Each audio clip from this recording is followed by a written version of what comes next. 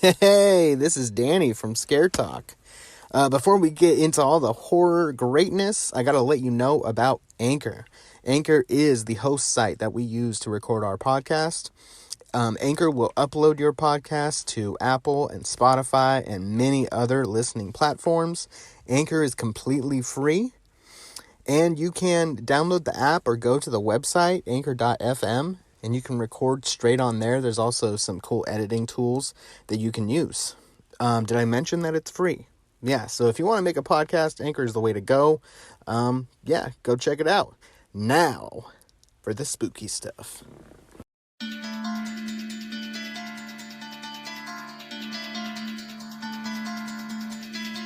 Welcome to Scare Talk, and welcome to the review series of the franchise Saw.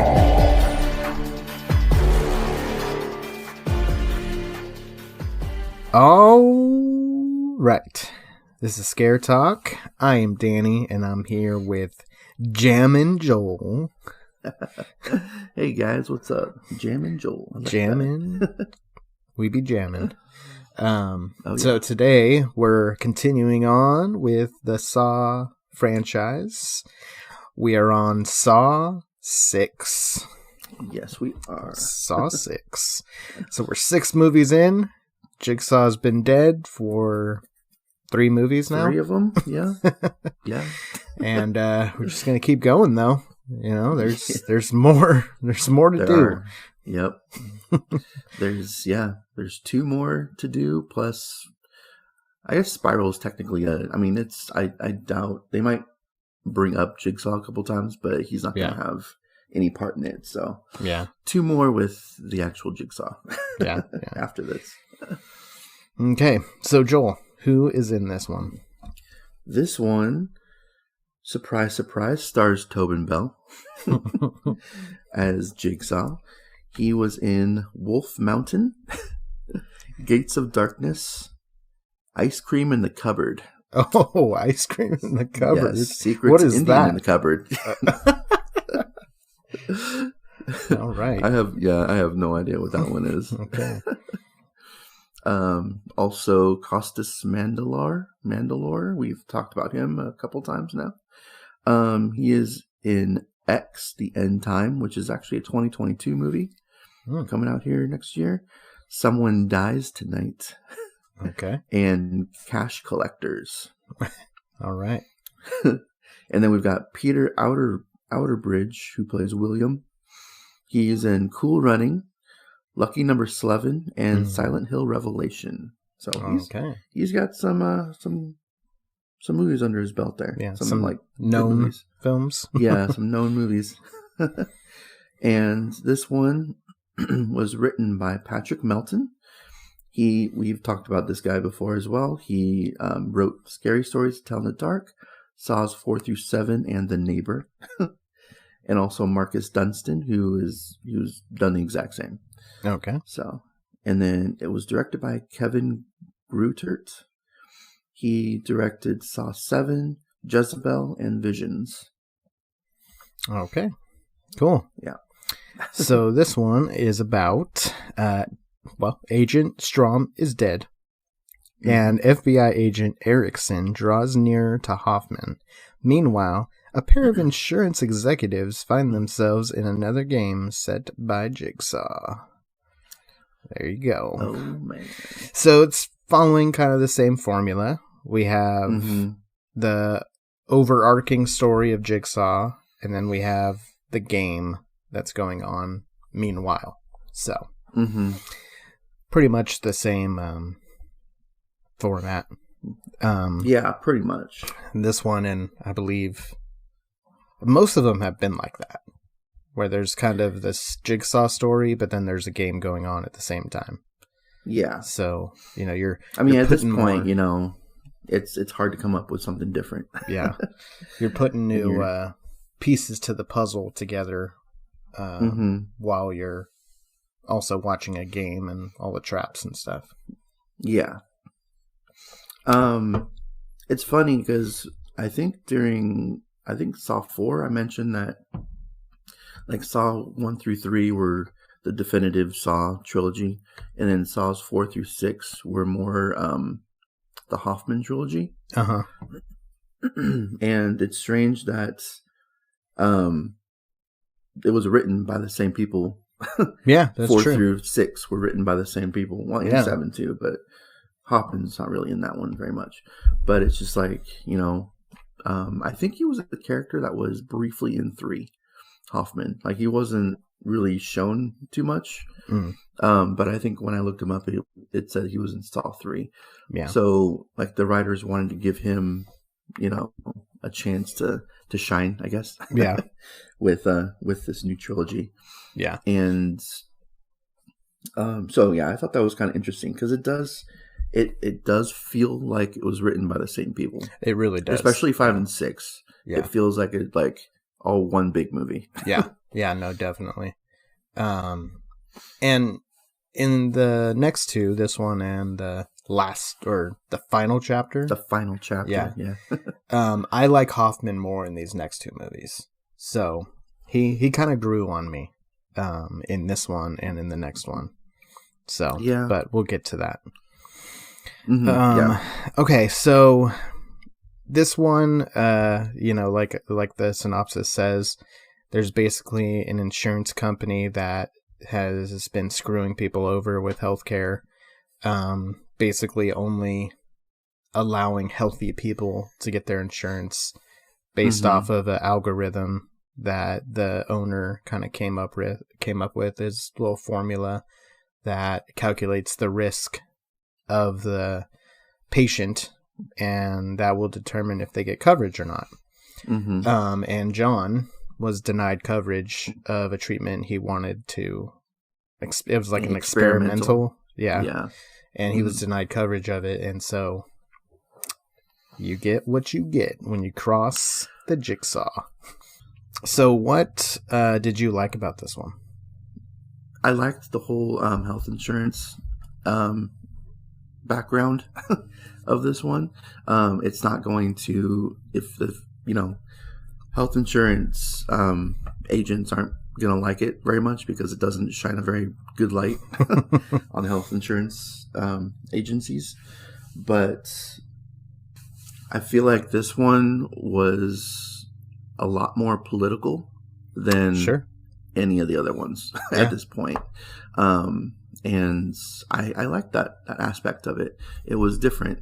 It made sense because, he's going through chemo. He's got cancer. He's going to try to do whatever it takes to get better. And so it would make sense that there would be a health insurance part playing in the background of these movies. Yeah. And I like that they dealt with that.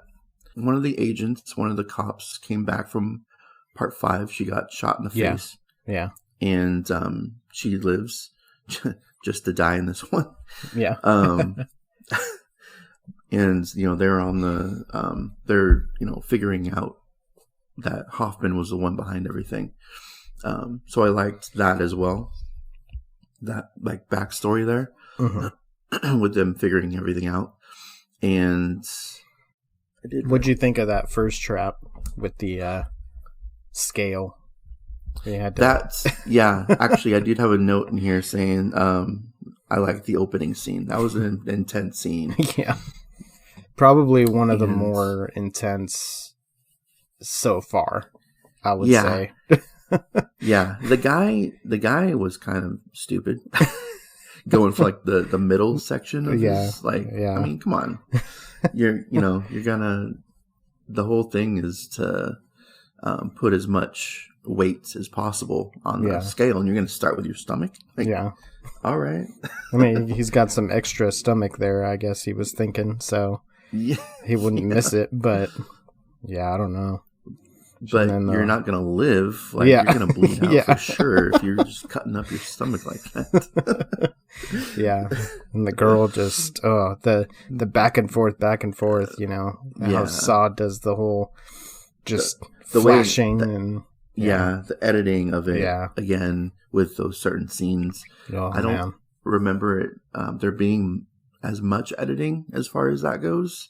in this one, but there definitely was some like the back and forth, especially in the first scene. Yeah, Like that was crazy. That Like, was I was intense. like, oh man, okay, is it over yet? Yeah. Yeah, that was a good scene. I did have that one written down here. Yeah.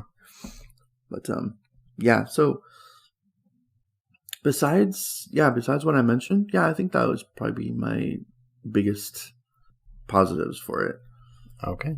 Cool. For sure. So this is one of my more enjoyed of the series. Oh, really? I liked this one. It'll be definitely in the top half of my ranking when we get there. So yeah, the opening scene, I liked it. It was a little much. It could have been a little shorter because it was. Yeah.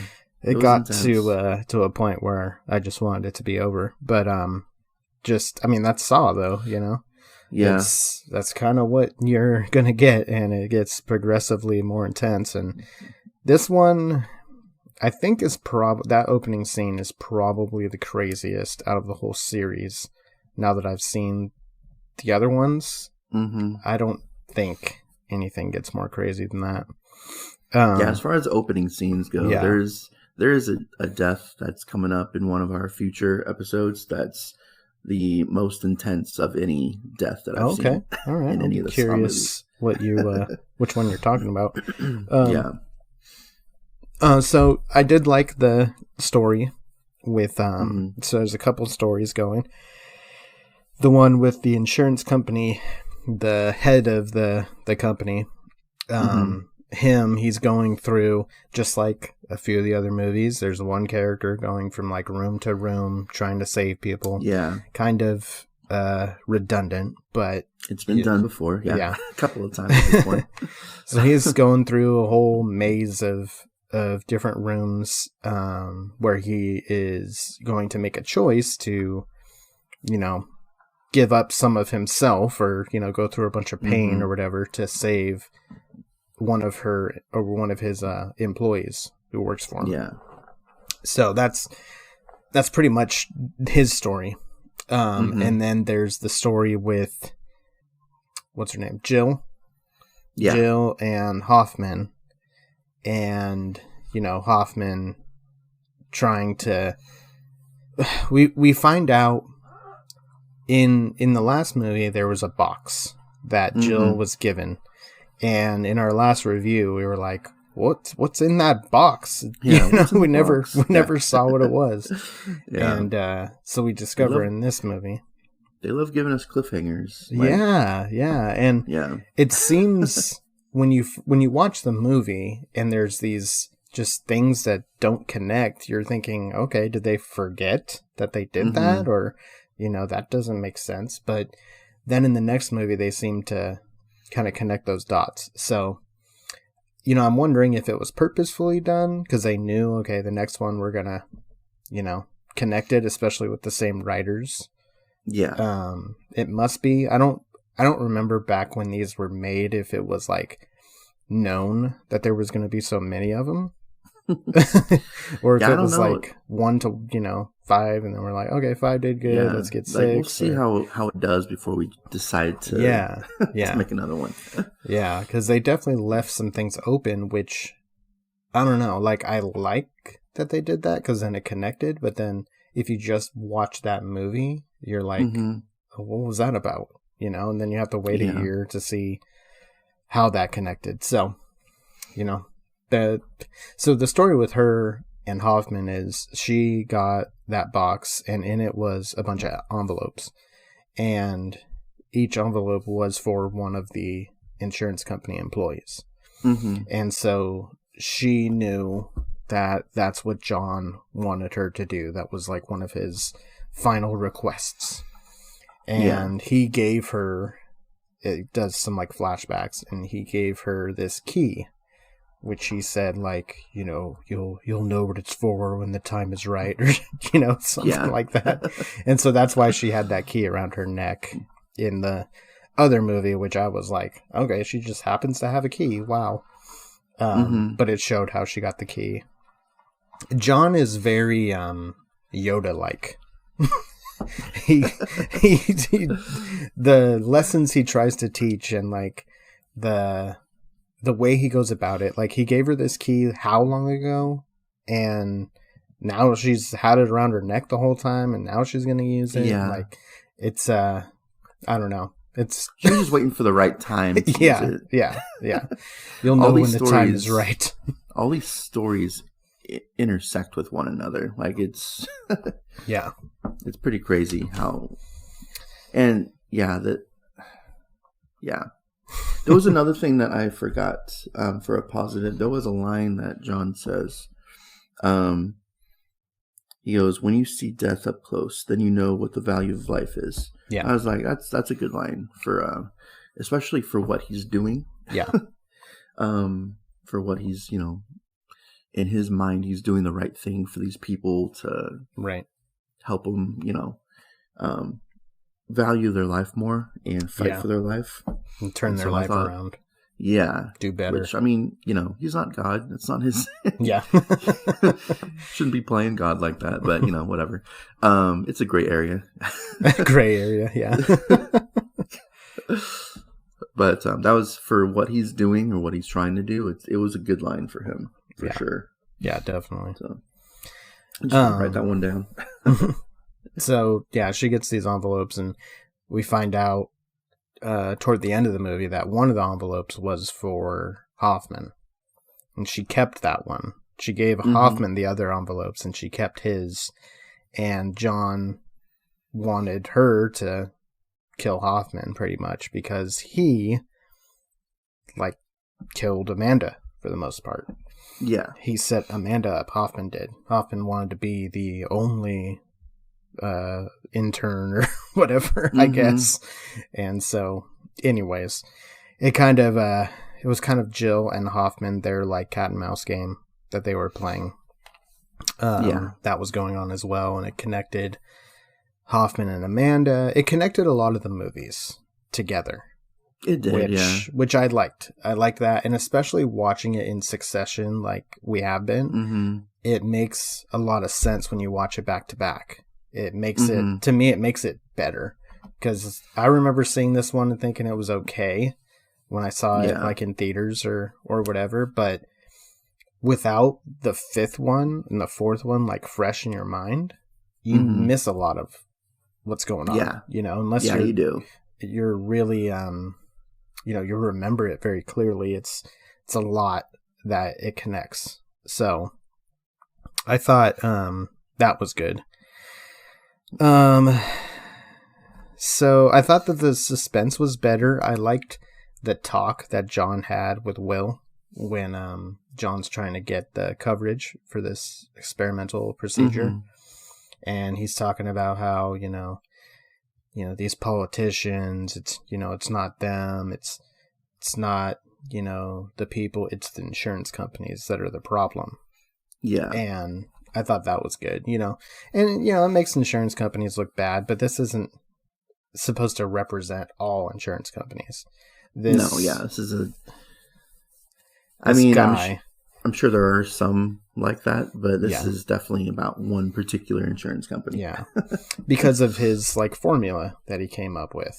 And it basically chooses who lives and who dies. And so that's what Jigsaw put him through, was going and having to choose in a lot of the different traps who was going to live, who was going to die, which is a negative, but we'll get there. Let's see. The twist at the end was, so there was the twist that Jill trapped Hoffman. So there was that twist. But the other twist that I thought was good was during the movie, there's this lady and her son, and they're trapped in this room. And you assume this was a positive for me too. I completely forgot about how this movie ended with with them. But, so you assume as the viewer that those are his wife and kid, that that's what they are. And then when he gets to them, they're not. And when he gets, there's another lady who's trapped too, and he's like pretty much in between the two of them. The other lady is his wife, and then sister, yes. Yeah. And then the lady in the sun is basically one of dude that was trying to get coverage. Mm-hmm. He died. He had like heart disease, and that was his family. Yeah. And so she, the mom or the son, got to make a choice whether he was going to live or not. Yeah. And so I thought that was a cool twist to throw in there, because you just assume that that's his family. Mm-hmm. But they're not. So yeah, I like exactly. that. I thought that was pretty cool too. Yeah. Yeah. And how she couldn't pull the switch, but the son's like, I'll do it. Yeah. No problem. Yeah. So yeah, I like that too. I thought it was a pretty clever little twist there on the movie. Yeah. I don't know about how the actual twist. I think that might be a negative here, but with having Hoffman be the one whose test it was at the end of the movie. But, yeah, I think we'll get into that one later. Okay. At least for me. There was one part, so we're seeing Billy, the puppet, talk more. Mm-hmm. We are. There's one part where Will walks up to like this window or whatever, and he turns like the light on or something, and then Billy is like on a zip line or something. He like flies up to the window and then starts talking to him, and it's just it's hard to take seriously when those things happen. Yeah, I know. Anytime Billy is involved, it's like, okay, well, I guess that's cute, but I mean, it's a cool character, but it's just, if you take yourself out of the movie and you think about what is happening right now, it's just silly. It's just funny. Mm-hmm. There's this doll that flies up to the window and starts talking to with Jigsaw's voice. Yeah. It's like Jigsaw, what are you doing? Like this, I know. Is this like, what's the point of this? But it makes me laugh, so I'll say that's a positive. Okay. Is horror supposed to make you laugh though? Let's talk about negatives. Okay. Supposedly dead at this point. John's still making videos. And he knew the name of the guy that was kidnapped and forced to play the game. Now, yes, at this point, he is dead. And what we've established in the end, towards the end of the movie, when we find out that Hoffman was the one involved, is he was, it was his voice the entire time. Mm-hmm. That was sounding like John's. Mm-hmm. So I think that one actually was proven wrong at that point. So that was the one that I had written down. I don't know why I just wrote that one down. But at the same time, I didn't remember a whole lot that happened. As we were talking, it kind of clicked more. At the same time, I couldn't really think of a lot of negative things to say about this movie either. So it might be somewhere in the middle of my list. Okay. I haven't really decided yet on that. But I think. So you were talking about the twist with Hoffman and Jill. Yeah, that was what I was about to say. That was probably one of the biggest things I didn't really like about it. It kind of, I don't know. It kind of felt too Saw 3 to me. Okay. Having Amanda be the one that was tested, and then this time having him be the one that was tested. Right. The only difference is he lives at the end of this one. Yeah, he was smart with how he was. took that device off his head. Yeah. That was smart. Yeah, he was. It was a smart thing to do. I kind of wish that he hadn't lived, because I'm just kind of done with the character. Yeah. He really doesn't have too much screen time in the next one, but we'll get into that in a little bit here. But that, and when I was I texted you about this after I had watched it, and I didn't really like the because this is the only one of 6 so far that has a after credit scene. Mm-hmm. Yeah. And I didn't like it. I didn't think it was necessary. No, definitely not. It was just, those scenes, they're supposed to set up something that happens in the next movie. Yeah. And what you were like just telling me through text that night was just like, yeah, it was just, in case you missed it in 5. Yeah. That's what it was there for. It's like, okay, well, we didn't need that though. Yeah. Yeah. We literally didn't need a scene with Amanda going to the spot that the little girl from part 3 Mm-hmm. was being held, saying not to trust the one who saves you. Yeah. Obviously, we already knew that at this point. Yeah. From the point that we saw the end credit scene, it would have been something if we didn't know Hoffman was involved. Yeah. And that's how we find out. That'd be a cool setup for the next movie. Yeah. But we already knew all that stuff. Right. So it was just like, it was pointless. Yeah. Have that at the end of like 4 or something. Right. Not at Right. end of 6. Yeah. I'm wondering if there was like complaint about in 5, because she's in 5 for like a second. Mm-hmm. It just shows him walk out with her and that's it. He's just there. She's not really even mentioned or anything. Mm-hmm. And so I wonder if there was complaint by like fans or something like, hey, whatever happened to this little girl? Like, we never found out if she was saved or not. And yeah. so maybe that's why they threw it in. I don't know. Because, yeah, it doesn't really do anything for the story. It's referencing something from like 2 movies ago. Yeah. So 3 movies ago.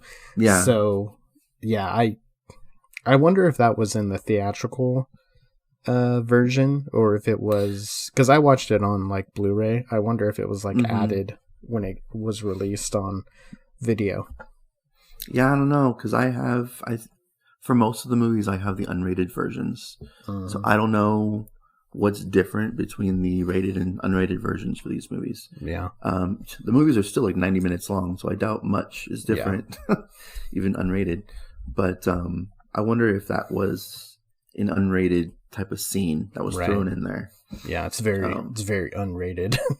Yeah, well, just an additional scene. Yeah. It's funny because when it says unrated, like you think there's going to be all this crazy stuff, but it just means it's a version of a movie that never got a rating. That was not. Yeah, that wasn't in theaters. Yeah, it's like it could have been like one line that someone says. Yeah. And that's the unrated version. He says a line. Yeah. Okay. Yeah. Usually there's not too big of a difference. No, there's not. Sometimes there's like, minutes worth of additional scenes or, more than that. But yeah, so usually it's just like, it's the same length movie, maybe a minute longer. Yeah. It's like, okay, well, that's not really, there's no point to that really, but yeah. So those were pretty much my biggest complaints. Like you're about to go into the complaints about the traps, I have a feeling. Yeah. Oh yeah. Those didn't bother me. Like the whole "you must decide who lives and who dies" type of thing. That bothers me big time. Oh, it totally bothers me. Because it fits the whole premise of the movie. Yeah, no, it does. It's like he's deciding who lives and who dies. Yeah, it fits for him. Based on an algorithm. Yeah. For the medical insurance. Yeah. But it's like if you have this decision to make on your own, would you make the decisions based on an algorithm, or would you make them based on your personal feelings? Right. And I feel like it definitely fits the character, and I think yes, technically Jigsaw does end up murdering people because obviously you can only save one, or in one case 2 out of like 6. Yeah. In that one scene. So we're going back to the whole does Jigsaw kill people? Yes, he does. Yeah. This is definite proof. If you needed any proof, this movie is definite proof that he does. Right. But at the same time, I do like the message being sent to this particular person. about that. So I didn't really have a problem with that aspect of it. So, Okay. yeah, that is pretty much my negatives there. So, Okay. So the reason why that's a negative for me is not necessarily because it shows that he kills people, but these people didn't have their own game. They were trapped and they couldn't get out. It was up to somebody else if they were going to survive. They weren't. There was no, if you're close to death, then you appreciate your life. They didn't get that choice. They just, it was based on his choice. Yeah. So that's why I didn't like it. Because in every situation he had to choose between two people or more. But so yeah, that's my complaint. It totally makes sense for the lesson that he was trying to teach Will, but not necessarily for the other people. Not. There's traps similar to that in the next movie too. Yeah. Where they don't have a choice. Yeah. As well. So we're just kind of getting away from the whole idea behind Saw, behind Jigsaw. For the idea kind of ended with like 5. Yeah. Maybe even 4. Well, no, because they couldn't even help each other in 4. He had to help them. Yeah. In 4. So it's been a while since the actual characters had their own choice. Yeah, that's true. Probably since like 3, honestly, like the original trilogy. Yeah. These writers just don't really care about that. Yeah. 4 through 7, really. Yeah. But yeah. So I mean, yeah, I do understand that.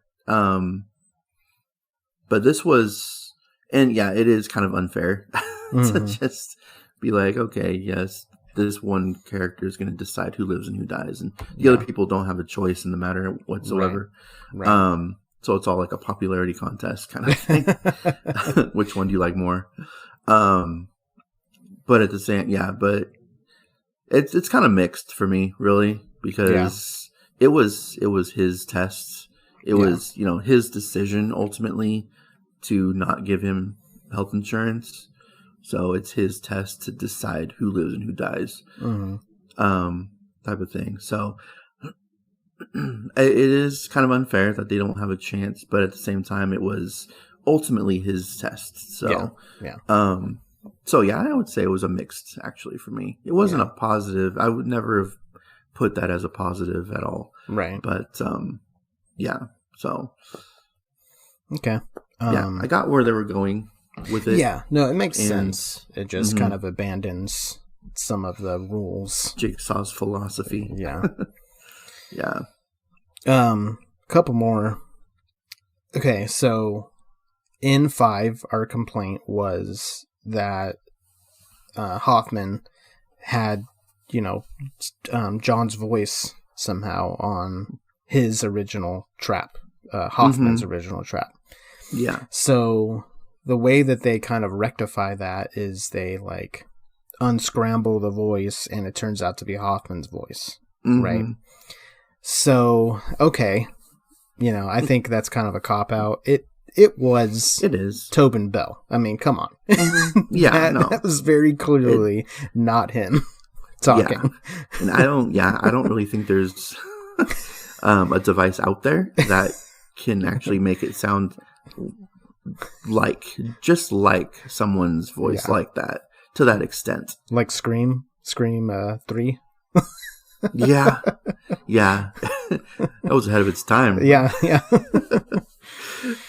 That was ridiculous too. So they try to rectify that. But what they don't explain is how he got the puppet, how he got Billy.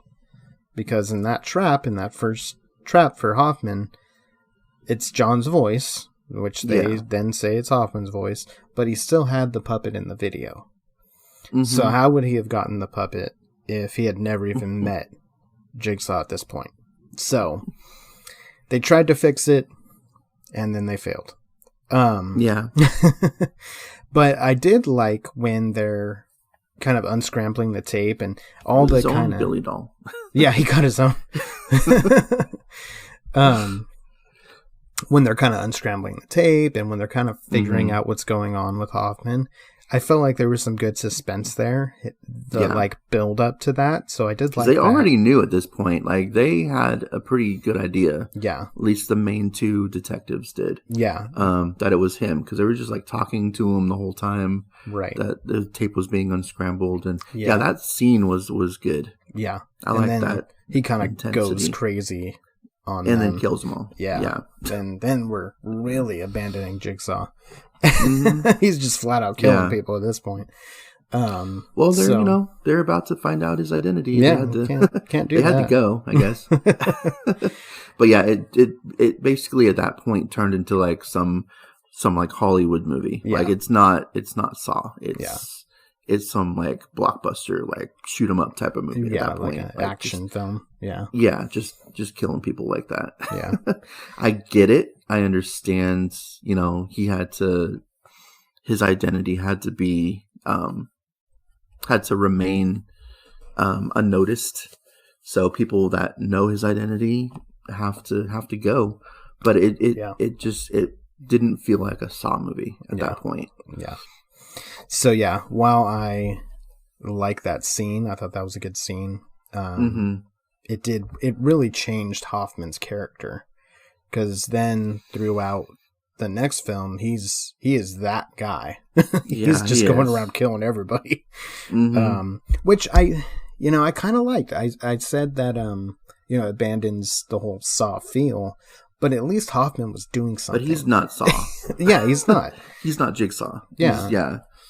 At least he was doing something. Like he was showing like some emotion. Like, he was doing something. Because the other films, he's so boring. So I thought this kind of added a little flavor to him, a little spice. Yeah, to the character. Yeah. Now another negative is, how in the world did Hoffman set all these traps up? How by himself? How did he do this? It's too much. It's too unbelievable for this all to be set up. And then in what for? He's in a trap himself. A fake trap for him. Yeah. And then it's just, when did he have time to do this? There's just no time to do this. So yeah, I know. I didn't really buy it. A little too much. At least him by himself at this point. Yeah. Yeah, I know. It does seem a little crazy. Especially in 4, because he wasn't even involved. Yeah. In that movie, like at all. Yeah. For the most part, he was in a trap the entire time. Yeah. So how did he get other people in traps? Yeah. I don't know. I understand the timeline's all screwed up in these movies, but at some point you have to make it all make sense. Yeah. Yeah. So yeah, those are my big negatives. All right. Okay. Let's grade this one. All right. So I'm going to give this one, I'm going to give it a 76. Okay. It wasn't bad, but it wasn't great either. Yeah. It was pretty average to me for the most part. And 76 is closer to a B than C minus. Yeah. But it was pretty average to me. Okay. I'm gonna Although go with 76 in horror is actually really good. Yeah. So our ratings are this is different. Our ratings typical. are different. Our ratings are for horror fans. We're not rating this based on all movies ever. This is horror. It's probably be in the 50s if we were doing that. Yeah. But for horror, 76. I'm going 81.5. All right. Couldn't quite commit to an 81 or an 82. No, I couldn't make a choice. So we're going in the middle. This is the first time in over a year that we've been doing this that we've had that we've had half points. Yeah, and we got a Involved. decimal in there. Yeah. So there you go, 81.5. Nice. It's made history, folks. Okay. Talk history. Yeah, Scare Talk history. So I guess that's it. Saw. All right. Catch up on all the other Saw episodes if you haven't already listened. Go and do yourself a favor and watch all these before Spiral comes out, if you can handle it. I recommend it. It's really, I mean, hopefully Spiral has some sort of connection to the series. I think they mentioned Jigsaw in the trailer, so he gets mentioned at least once. Okay, good. Yeah. Because, you'll want to be up to date. It's been a while since these films have been released, so. Yeah. Yeah. So you can go find us on Facebook at Scare Talk Podcast, on Twitter at Scare Talk Pod, and on Instagram at Scare Talk. Leave us a review if you can on Apple Podcasts. Give us 5 stars and let us know how we're doing. Send us a message. Give us a comment. Just talk to us. Speak. Yeah. We will talk back. Okay. I guess that's it. This has been Scare Talk. Sleep tight. Don't let Hoffman bite.